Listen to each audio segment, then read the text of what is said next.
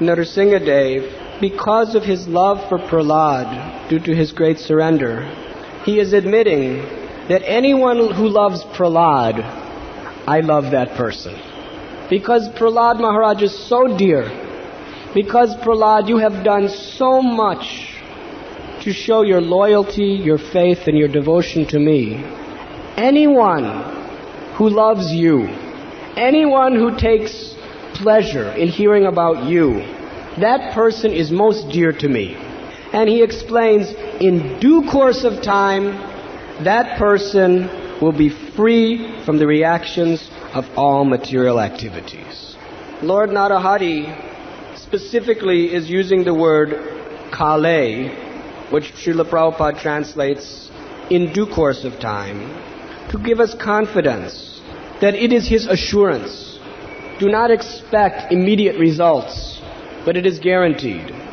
Just as when a young lady marries a young man, she cannot expect to have a baby the day after their marriage. It is said every woman generally is very fond of having baby. But the woman cannot expect to have a baby immediately after marriage. First, she has to serve her husband very nicely. She has to please him in so many ways. And then, after so many months or so many years, the baby will come.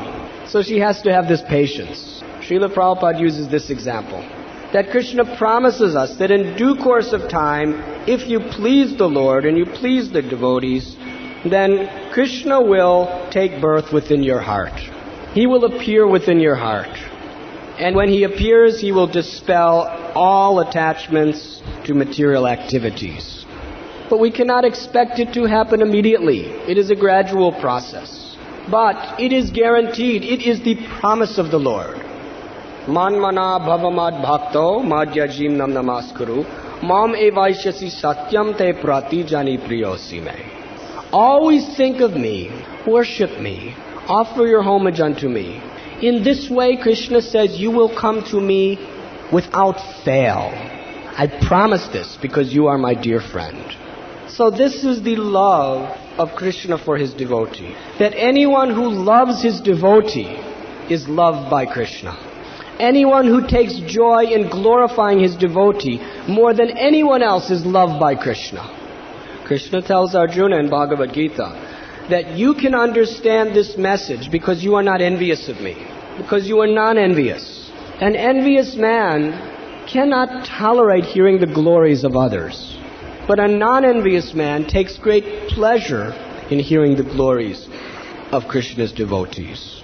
And this is why it is so important to adopt this mentality that we are the insignificant servant of the Vaishnavas. Because as soon as we consider ourselves to be of any importance in spiritual life, then what happens is we cannot tolerate anyone stepping in front of us, especially in the eyes or the ears of others. To the degree we give importance to ourselves, to that degree we become envious of others who may compete or infringe upon our spiritual position.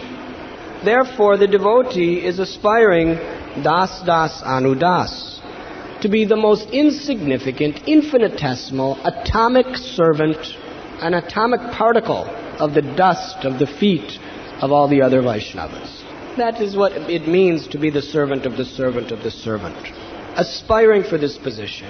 And when we are in this position, then we take the greatest pleasure in hearing other devotees glorified, in hearing other devotees praised with words of glorification. Prahlad Maharaj, the most exalted of all Vaishnavas, because he had accepted this humble position, therefore he was able to, in every circumstance of his life, cry out for the mercy of Krishna and his devotees. And therefore he became most dear to the Lord. And anyone who loves the Lord's devotee is loved by Krishna.